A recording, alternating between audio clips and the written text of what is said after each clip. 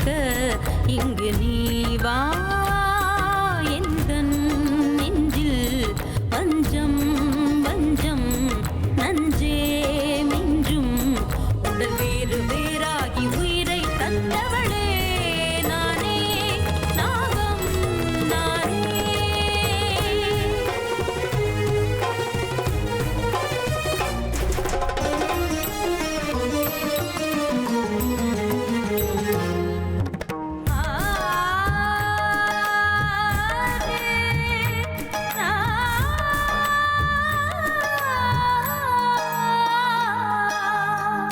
ஜென்மபல தாண்டி உன்னோடு வாழ வேண்டுமே. மரணம் தன்னை வென்று தினம் காதல் செய்யவா. நாகமணி தேடி என் ஜீவன் இங்கு வாடுதே. சொந்தங்களை நாடி உயிர் தேடி ஓடுதே. பூமிக்கு வந்த நிலவு பிறவீது சாபமா. கடமையை தாண்டும் உறவு மனமிளகிடுமா. எந்தன் நெஞ்சில் வஞ்சம் வஞ்சம் நஞ்சே மிஞ்சும். உடல் வேறு வேறாகி உயிரை தந்தவளே நானே, நாகம் நானே. தந்தவளே நானே, நாகம் நானே.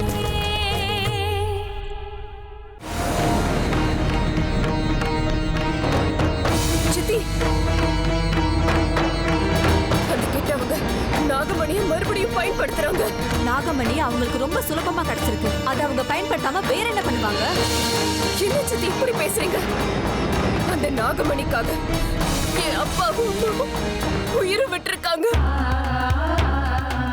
நானு இப்ப அனாதை அடிக்கிறேன். ரொம்ப சுலபமா சொல்லிட்டேங்க. பழி வாங்குற எண்ணத்தோட பொறுமையே இருக்கணும் அமிர்தா. பழி வாங்குற எண்ணம் நம்ம மூளையை குழப்ப கூடாது. ஆத்திரப்பட்டு தப்பு பண்ணக்கூடாது அமிர்தா. இன்னைக்கு நடந்ததெல்லாம் நம்மளோட நல்லதுக்குன்னு நினைச்சுக்கோ. இதுல என்ன நல்லது இருக்கு? கிட்டவங்க செய்யறதெல்லாம் நல்லதா? அமிர்தா, இன்னைக்கு மகாலய அமாவாசை. பொதுவா அமாவாசை அன்னைக்கு நாகமணியோட சக்தி அதிகமாகும். ஆனா மகாலய அமாவாசை அன்னைக்கு மனுஷங்க நாகமணிய தன்னோட சுயநலத்துக்காக பயன்படுத்தினா அந்த மனுஷங்களாலேயே நாகமணி தனக்குள்ள இருக்கிற சக்தியை இழந்துடும்.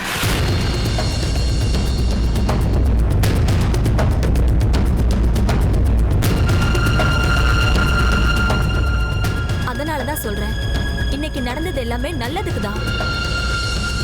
அடுத்த 12 வருஷத்துக்கு அந்த கெட்டவங்களுக்கு நாகமணியால எந்த உதவியும் கிடைக்காது. அதுக்குள்ள அந்த கெட்டவங்க கிட்ட இருந்து நாகமணியை எப்படி எடுத்துட்டு வரணுங்கிறத பத்தி நீ யோசிக்கணும். என்னோட மனசு துடிக்குது. உன்னோட அப்பா அம்மாவை கொன்னவங்களை நானே ஏதாச்சும் செஞ்சு சாகடிக்கணும்னு துடிக்கிறேன். ஆனா வேண்டாம் சித்தி, அவங்களோட சாவு என் கையால தான் நடக்கணும். அவங்கள காத்திருந்து கொள்றேன். யாரையும் விட்டு வைக்க மாட்டேன். விட மாட்டேன் சித்தி, யாரையும் விட மாட்டேன். நான் அவங்கள பழி வாங்குவேன். எல்லாரையும் சாகடிச்சு மண்ணோட மண்ணாக்குவேன். இது என்னோட சபதம்.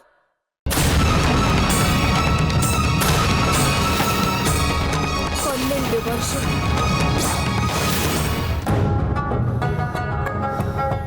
நாகமணியின் மகிமைகளும் விசேஷங்களும். நாகமணிக்கு மகாலய அமாவாசை அன்னைக்கு விசேஷமான ஒரு சக்தி கிடைக்கும். அதன் மூலமா நாம என்ன வேணும்னாலும் சாதிச்சுக்கலாம். செத்தவங்களை உயிரோட கொண்டு வரலாம்.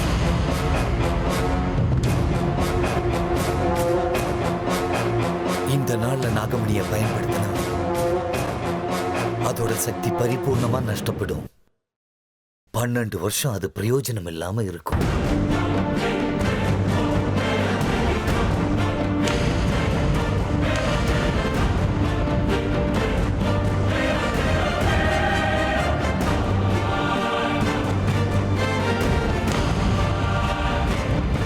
இதுல இருக்கிறது உண்மைனா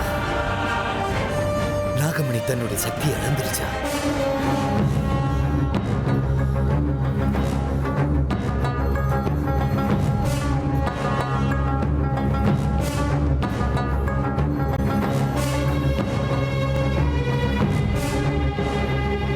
பன்னெண்டு வருஷம் முடிஞ்சதுக்கு அப்புறம் நாகமணிக்கு மறுபடியும் சக்தி பிறக்கும். அதுக்கப்புறம் மறுபடியும் அது பழைய மாதிரி தெய்வீக சக்தியை அடைஞ்சிடும். அப்பாடா, தப்பிச்சிட்டேன். நாகராஜா, நான் பண்ணது தப்புதான், ஒத்துக்கிறேன். ஆனா 12 வருஷங்கள் கழிச்ச நாகமணிக்கு மறுபடியும் சக்தி கிடைக்கும். அப்போ உங்களை நான் காப்பாத்துவேன். அப்ப நான் கொடுத்த வாக்கு மீறினவன் ஆக மாட்டேன். என்னால தாமதமானது உண்மைதான். நாகராஜா, இதுக்காக தயவு செஞ்சு என்னை மன்னிச்சிருங்க. நான் நிச்சயமா உங்களை ஏமாத்த மாட்டேன். ஊரை விட்டு போங்க, இல்லனா சாவு உங்களை கூட்டிக்கிட்டு போயிடும். பாபா, என் மேல கோவமா இருக்கீங்களா? இது நான் கோபத்தினால சொல்ற வார்த்தை இல்ல ருத்ரா, இது என்னுடைய அறிவுரை இல்ல, உத்தரவு. நாளைக்கு காலைக்குள்ள நீ குடும்பத்தோட ஊரை விட்டு போயாகணும். அது எப்படி போக முடியும் பாபா? அவ்வளவு பெரிய வீடு, இங்க இருக்கிற எல்லாத்தையும் விட்டுட்டு. ருத்ரா, அவ்வளவு பெரிய வீடு, இந்த சொத்து பத்துகளுக்காக உன்னுடைய குடும்பத்தில் இருக்கிறவங்களோட உயிர் போன ஒத்துப்பியா? பாபா, சூழ்நிலைய நீ சரியா புரிஞ்சுக்கோ. உன் குடும்பத்தில் இருக்கிற ஒருத்தர் கூட அந்த நாகராணிக்கு பலியாக கூடாதுன்னு நீ நினைச்சனா நாளைக்கே நீங்க வீட்டை காலி பண்ணிட்டு போயிடுங்க. பாபா, நீங்க தான் எங்க வீட்டுல பூஜை எல்லாம் பண்ணிருக்கீங்களா? உங்க ஆசீர்வாதம் இருக்கு. உங்களோட மந்திர போல இருக்கும் போது அந்த நாகனிக்கு நாங்க பயப்படணுமா? பயப்படணும் ருத்ரா. ஏன் மந்திர பலமும் இருக்கு, ஆசீர்வாதமும் இருக்கு. ஆனா ராஜநாகங்களை பத்தி நீ அவ்வளவு சாதாரணமா நினைச்சிராத. அதுங்க எப்ப வேணும்னாலும் எந்த உருவத்துல வேணும்னாலும் உன் கண் முன்னாடி வந்து நிக்கலாம். யார வேணும்னாலும் பழி வாங்கலாம். பையன் ஓடி வந்ததுனால தப்பிச்சிட்டான். யோசிச்சு பாரு ருத்ரா. நான் செஞ்ச மந்திரங்களும் பூஜைகளும் ஆசீர்வாதமும் இருந்தும் கூட உன் வீட்டு குழந்தைய உன்னால காப்பாற்ற முடிஞ்சதா? சர்ப்பம் மனுஷ ரூபத்துல காத்துக்கிட்டு இருக்கு. வேண்டாம் ருத்ரா, இனி நீ எதை பத்தியும் யோசிக்காத. உன்னோட நல்லதுக்கு தான் சொல்றேன். எவ்வளவு சீக்கிரம் முடியுமோ அவ்வளவு சீக்கிரம் குடும்பத்தோட காலி பண்ணிட்டு போறதுதான் நல்லது. ஒரு சின்ன நாகனிக்கு பயந்து ஊரை விட்டு போக சொல்றீங்க, அப்புறம் எப்படி நாகமணியை நாம தேடுறத? அதற்கும் ஒரு காலம் வரும் ருத்ரா. நாகமணியை தேடுறது அவ்வளவு சுலபமான காரியம் இல்ல ருத்ரா. நாகங்கள் 12 வருஷம் மட்டும் நான் பகைய மனசுல வச்சுக்கோ. அதுக்குள்ள நீங்க யாரும் அது கைக்கு கிடைக்கலனா உங்க மேல வச்சிருக்கிற பகைய மறந்துடும், இல்ல உயிரை விட்டுடும். அது வரைக்கும் நீங்க எல்லாரும் உயிரோட இருக்கிறது ரொம்ப முக்கியம். நீங்க சொல்றதை கேட்கும் போது 12 வருஷம் அந்த நாகனை விட்டு நாங்க விலகி இருக்கிறது கஷ்டம்னு தோணுது பாபா. நான் என்னோட எல்லா சக்தியும் பயன்படுத்தி அந்த நாகராணியை கட்டுப்படுத்தி வைக்கிறேன் ருத்ரா. அதுல எவ்வளவு தடைகள் வந்தாலும் அந்த நாகராணியை நான் கட்டி போடணும்னா இதுவரைக்கும் நான் தவம் இருந்த பற்ற எல்லா சக்திகளையும் பயன்படுத்தி ஆகணும். ஆண்டவன் அருள் உள்ள அந்த நாகராணியை கட்டி போடணும்னா அது அவ்வளவு சுலபமான காரியம் இல்ல. நாம் பயன்படுத்த போற அந்த சக்தியை நான் மீண்டும் பெறணும்னா அதுக்கு பல சூரிய சந்திர கிரகணங்கள் வந்து போகணும். அதுக்கு எனக்கு பல வருஷங்கள் தேவைப்படும். அந்த நேரத்துல நாகனி உங்களை குறி வச்சு வந்துட்டானா? அதுக்கு வாய்ப்பே இல்ல ருத்ரா. கிரகணங்கள் ஏற்படக்கூடிய நேரத்துல, மகா நட்சத்திரங்கள் முகூர்த்தத்துல, யமகண்டத்துல நான் அவளை கட்டி போட்டுட்டேன்னா அதிலிருந்து விடுதலையாக மறுபடியும் அதே முகூர்த்தம் தேவைப்படும். வரப்போர் அந்த முகூர்த்தத்துல நாகராணி அப்படியே கட்டி போட்டுடுவேன்.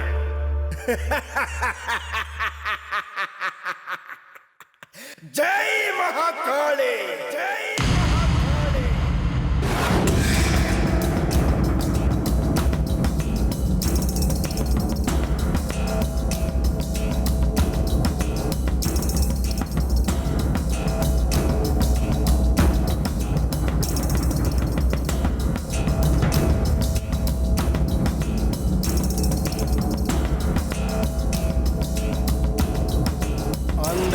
நாகினியை நான் கட்டி போடாம விட்டுட்டா அவங்க யாரும் உயிரோட இருக்க முடியாது.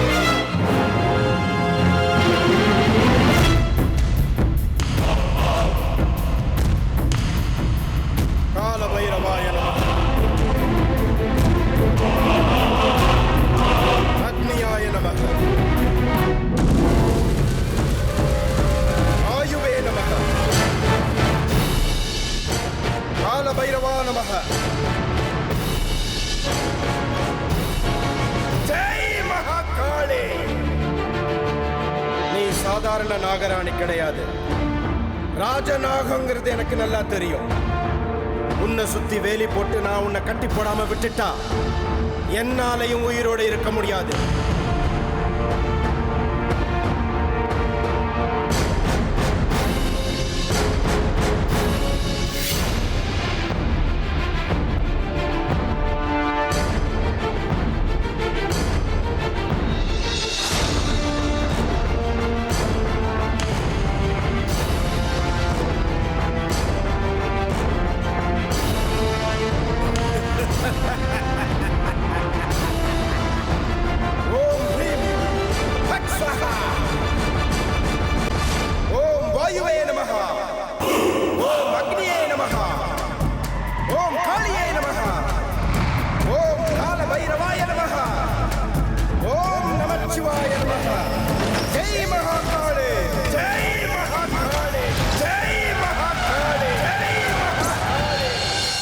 எதுக்காக தேவையில்லாம ஏன் மேல கோபப்படுறீங்க?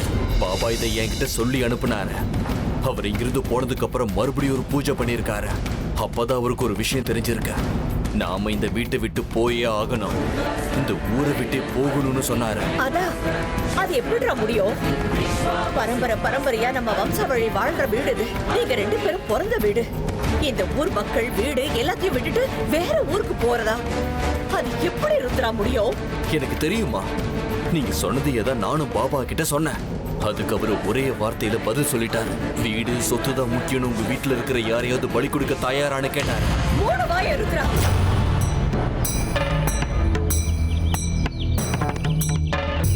நீ வாய திறந்தாலே அபசகுனமா தான் பேசுவியா? குடும்பம் நடத்துற வீட்டுல இப்படி அபசகுனமா பேசக்கூடாதுன்னு தெரியாதா? உண்மையாமா, நான் பேசினா உங்களுக்கு பிடிக்காத.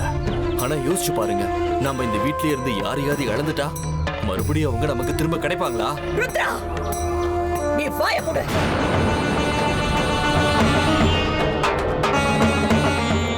விஷ்ணு, என்னடா இவன் என்னென்னமோ பேசுறான்? அதாம எனக்கு ஒண்ணும் புரியல. திடீர்னு ஊரை விட்டு போகணும்னா எப்படி? அண்ணா, கர்ணா சொன்னது உங்க காதுல விழலையா? பாம்பு நம்ம வீட்டு வாசல் வரைக்கும் வந்து காத்துட்டு இருக்க. பசங்க மறுபடியும் பாம்பு கிட்ட மாட்டிக்கிட்டா என்ன பண்றது? முதல்ல வாய மூடுறா. அம்மா, பாபாவை கூப்பிட்டு வீட்டுல ஒரு பெரிய பூஜை ஏதாவது பண்ணலாம். எல்லாருக்கும் தாயத்தை கட்டி விடலாம். ஆமா, அதான் சரி. இன்னைக்கே பாபா கிட்ட பேசி ஆகணும். எவ்வளவு பணம் செலவானாலும் பரவாயில்ல, அவர்கிட்ட பேசலாம். இதுக்கு பாபா ஒத்துக்க மாட்டாரு. நானும் முதல்ல அதையே தான் கேட்டேன். அது சாதாரண பாம்புல ராஜநாகங்கிறதுனால எப்ப வேணா யாரு உருவத்துல வேணா வீட்டுக்குள்ள வர முடியும்.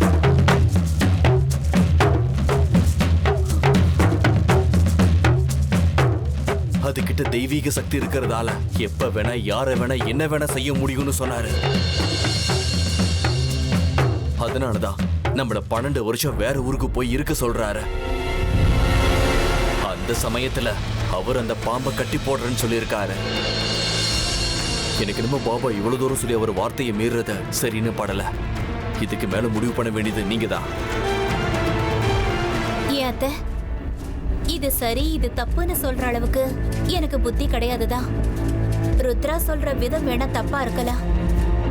ஆனா நேத்து நடந்த சம்பவத்தை நினைக்கும் போது பாபா சொல்றதுதான் சரின்னு தோணுது. ஆமாமா, பிசினஸ் பிரச்சனை இல்ல, நம்ம எங்க போறோமோ அங்கேயே தொடர்ந்துக்கலாம். மெயின் பிரான்ச் அங்கேயே மாத்திக்கலாம்.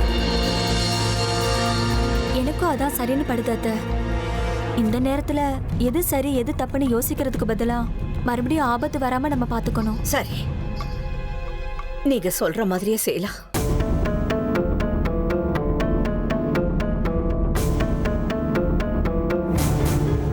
ஆனா நம்ம நாளைக்கு இங்கிருந்து போயாகணும்.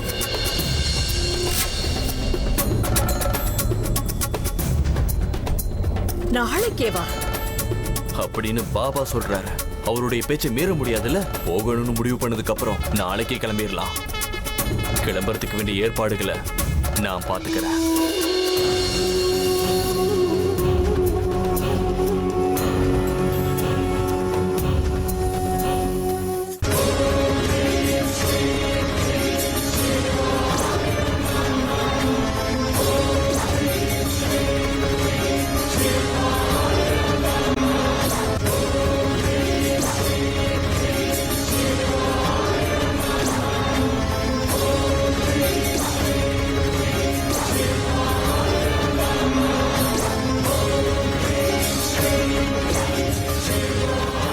ராஜநாகமே, 100 வகையான உருவங்கள்ல வரக்கூடிய சக்தி உனக்கு இருக்கு. உன்னை நான் இப்ப கட்டுப்படுத்தி வைக்கலனா எதிர்காலத்துல எனக்கும் ருத்ரனோட குடும்பத்திற்கும் பெரிய ஆபத்து இருக்கு. எல்லாத்தையும் இழந்த உன்னுடைய சாபம் என்ன கட்டுப்படுத்திடும். அது மட்டும் இல்ல, எனக்கு கண்டிப்பா அந்த நாகமணி வேணும்.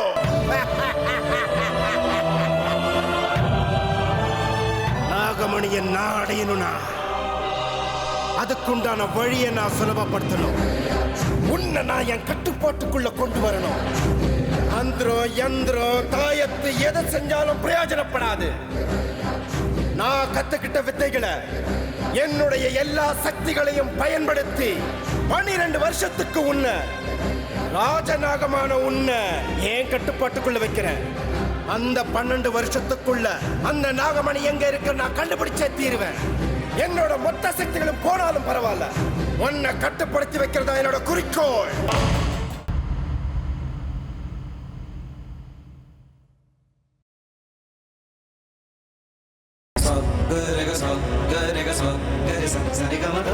அம்மா, உங்க திங்ஸ்ல எடுத்து வச்சிட்டீங்களா? எல்லாம் எடுத்து வச்சுட்டேன். ஆனா சில சந்தேகங்களும் கேள்விகளும் அப்படியே நிக்குது. அதுக்கெல்லாம் பதில தெரிஞ்சுக்கிட்டு அதுக்கப்புறமா இங்க இருந்து கிளம்பலாம். புது ஊர்ல, புது வீட்டுல மனசுக்குள்ள சந்தேகங்களையும் கேள்விகளையும் வச்சுக்கிட்டு நம்மளால வாழ முடியாது, நிம்மதியே இருக்காது. என்னம்மா இது? திடீர்னு வந்து ஊரை விட்டு போயாகணும்னு சொன்னல, எதுக்கு? அங்க எல்லாரும் இருந்ததுனால நான் கேட்கல. இப்ப நான் கேட்கிறேன், எதுக்கு? கர்ணா உயிருக்கு ஆபத்து வந்துச்சுல்ல, அதனாலதான். பாம்பால நமக்கு பிரச்சனை இருக்குன்னு உங்களுக்கு தெரியுலம்மா? தெரியும். சும்மா தக்ஷக வனத்துக்கு போயிட்டு வந்தா இப்படி பேராபத்தெல்லாம் வராது. நாம ஊரை விட்டு போக வேண்டிய அவசியம் இல்ல. ஆனா தக்ஷக வனத்துல ஏதோ ஒண்ணு நடந்திருக்குன்னு எனக்கு சந்தேகமா இருக்கு. அதெல்லாம் ஒண்ணு இல்லம்மா. என்கிட்ட போய் சொல்லாத. தக்ஷக வனத்துல பாம்புகளுக்கு நீ ஏதாவது கெடுதல் பண்ணிட்டியாடா? இல்லம்மா. எந்த தப்பும் நீ பண்ணாதப்போ இந்த ஊரு பிறந்த வீட்டையும் விட்டுட்டு போகணும்னு ஏன் பிடிவாதம் பிடிக்கிற? நீ ரொம்ப பயந்து போயிருக்க. இல்ல, நீ என்கிட்ட சமாளிக்காத. பெத்த தாய்க்கு குழந்தைகளோட நடவடிக்கையில சின்ன வித்தியாசம் தெரிஞ்சா கூட அவ கண்டுபிடிச்சிடுவா. உண்மையை சொல்லு, என்கிட்ட மறைக்காத.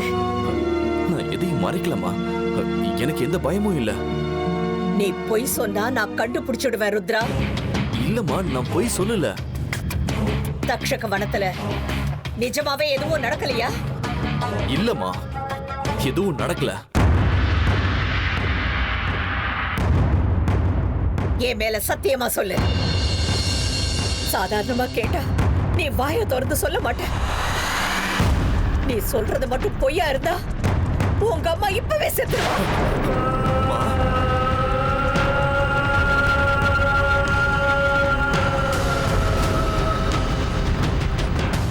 நானும் கவனிச்சுக்கிட்டு தான் இருக்கேன். தக்ஷக வனத்துக்கு நீங்க போயிட்டு வந்ததுக்கு அப்புறம் ஒரு இடத்துல நீ ஒழுங்கா இருக்க மாட்டேங்கிற. ஏதோ ஒரு படபடப்பு உனக்குள்ள இருக்கு. உன் மனசு அலை பாயுது. உண்மையை சொல்லிடு ருத்ரா. என்ன மன்னிச்சிருமா. தக்ஷக வனத்துல நான் நாகராஜாவை கொன்னுட்டேன். அட பாவி,